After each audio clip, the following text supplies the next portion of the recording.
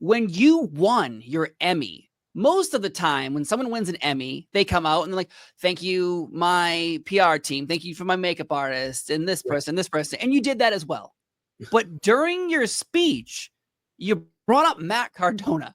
You brought up getting the tables references. You brought up a lot of wrestlers in your Emmy speech.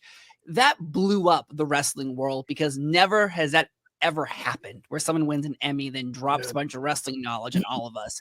What were you thinking at that moment in time? Was that a call out to the wrestling world saying, hey, I also want to come into that world?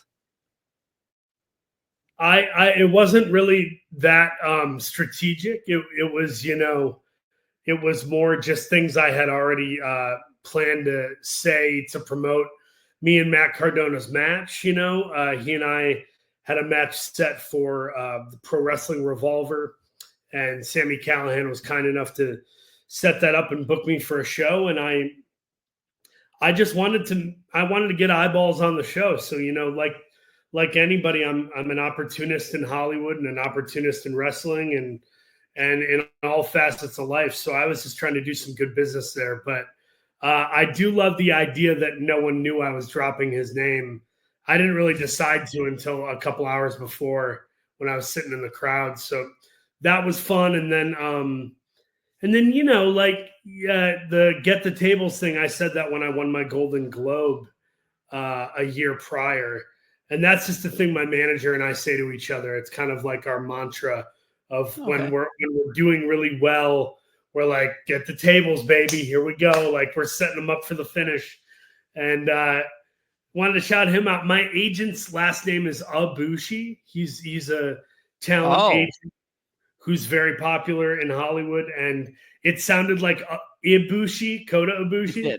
Definitely. I think people thought that was a shout out, and then they thought when I mentioned my family was my wolf pack, they also took that as a shout out. Which everyone's like, oh shit.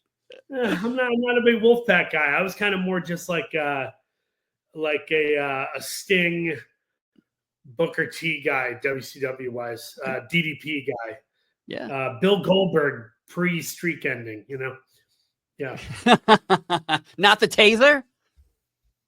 Oh, gosh, man. That taser, I mean, we wanted Bill to be like, he was Lesnar before Lesnar in a lot of ways. So, ex-athlete turned sudden psychopathic dominant, professional wrestler. And I think seeing him go down by taser was really hard for all of us. And I wish he would have no-sold the taser. It would have been a really good moment. I agree. I think he should have been tasered, and then someone goes for the pin 1, 2, he kicks out, and then continues with his streak. But after that streak was over, I was like, what are we doing? Beat him with the outsider's edge, protect the finish. Come on. I agree. I think we're having a good conversation if you knew the reference of how Goldberg lost his streak to a taser. I think we're gonna have a good time here. So when did you start with your love of professional wrestling? Because obviously you're talking about 1999 references that you've been watching and interested in for a long time.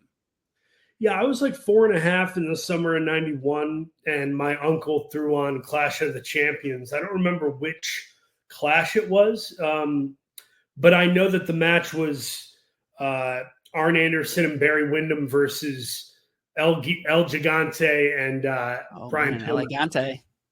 And I just thought, like, I was really interested in the fact that, like, Arn Anderson looked like a regular guy, like your friend's dad or something. He's all hairy and he kind of looks pissed off. When he smiles, it bothers you. No, it was just the kind of thing where he looked normal, and then Gigante is massive. And then Pillman is flying all over the place with the aerial assaults. And it was just the kind of thing where it felt like a comic book came to life. And that was very fascinating and magnetic, for me as a little kid.